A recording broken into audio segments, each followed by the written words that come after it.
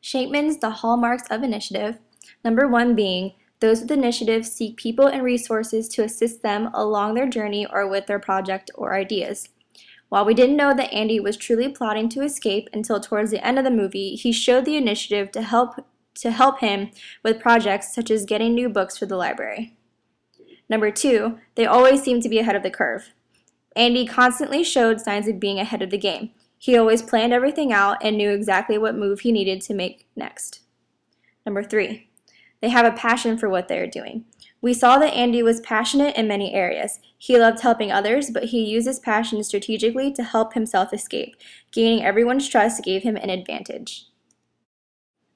In Shapeman's section on empathy, it talks about 3 key points: listening, demonstrating, and involving your heart. On page 77, it says, when you listen empathetically, you hear people's words using your ears, eyes, and heart. The character who truly empathized by listening was Red. He listened carefully to those around him and was able to fully empathize with Andy. And in the end, it gave them an incredible and emotional bond. Demonstrating empathy was something both Red and Andy were good at. But for Red, I feel like it took some time to build up empathy towards Andy. Some of the characters, such as the Warden, did not demonstrate any empathy, which was somewhat expected of, simply because he was the bad guy. A great example of involving your heart was when Andy decided to help Tommy with his education. Andy put his entire heart into helping him, just so Tommy could help his family when he got out of jail. On the section about citizenship on page 82, it says, citizens understand they are part of something bigger than themselves. When individuals agree to join or serve in leadership positions, they commit to the values, rules, goals, and mission of the organization. Sometimes this means making personal sacrifices for the good of the group or even just one member. One main character who absolutely failed at being a decent citizen was the Warden. While the Warden knew that he was the boss and was part of the system bigger than himself, he failed when it came to the values that he claimed to stand for, such as the Bible, along with the rules, goals, and the mission. The Warden only did things his way so that it would benefit himself. But as we saw, it only harmed him in the end. He was not willing to make sacrifices to benefit those around him, and in turn, it harmed many other people mentally and physically. In Maxwell's section on empowerment, it talks about 3 different barriers, the first being desire for job security. The Warden was a weak leader because he thought that helping the prisoners would rid him of his worth and job. This only made his efforts of making himself look good turn into a huge failure of being a strong leader and citizen. The second point is resistance to change. I believe the Warden was very resistant to change. A main example of this was when he found out that Andy might actually be innocent. He knew that without Andy, he could lose everything he had. And going back to our first point, he could lose his job and title as the Warden. The third point is lack of self-worth. While the Warden failed at believing in himself and his people, Andy was great at it. He was able to properly use the system and his friends to successfully escape and be free. He truly believed in himself and the resources that were around him. Maxwell's The Law of the Picture. Point number 1. Followers are always watching what you do. Although the Warden was a terrible leader, he had followers that had no choice but to obey him. The many guards that worked for him knew and saw everything the Warden did and therefore followed his lead by way of attitude and abuse towards the prisoners. Point number 2. It's easier to teach what's right than to do what's right. The Warden was famous for using religion to cover up the many ways that he failed. He pushed the Bible onto the prisoners but did not follow the things that he preached about. Point number 3. We should work on changing ourselves before trying to improve others. This is something that Andy had already accomplished. Because he knew that he was innocent, he had to come to terms with the fact that there was nothing he could do but live. Once he accepted that, then he was able to slowly start to change the people around him. Point number 4. The most valuable gift a leader can give is being a good example. While the Warden continued with the horrible image that he portrayed, Andy used that to his advantage and was slowly winning over the prisoners and the guards. Because Andy consistently set a positive example to others, the atmosphere began to somewhat lighten and life in the prison was not as terrible.